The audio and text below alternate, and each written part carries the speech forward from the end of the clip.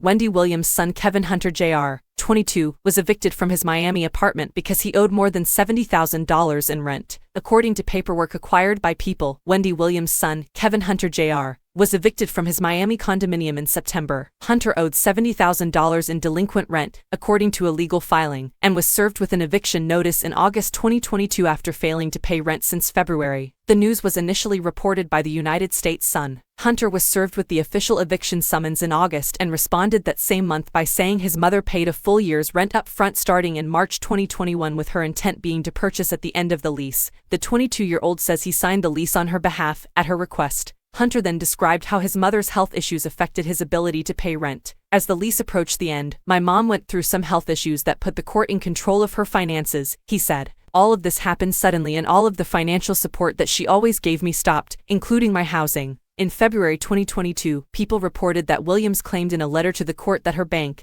Wells Fargo, has denied any access, whether online or otherwise, to her financial accounts, assets, and statements. According to her filings, the action was based on the advice of Williams' former financial advisor, Lori Schiller, that Williams was of unsound mind. The bank, in its filings to the court, said it froze the funds because Wells Fargo has strong reason to believe that is the victim of undue influence and financial exploitation. It did not specify who or what was exploiting or unduly influencing Williams. According to the landlord's filing, Hunter agreed to continue paying rent on a month-to-month basis, but failed to do so, resulting in $69,600 in unpaid rent. "I had to pause my education for a full academic year because of COVID and to care for my mother," he continued. "Despite the fact that my name is on the lease, my mother was paying, and for medical and legal reasons, she has been unable to pay the rent for the last month since the one-year lease expired, and the court has taken control of her funds. For the past several months," Hunter said, "he's been back and forth between states checking on my mom's well-being." He ends the statement, filed on August 29,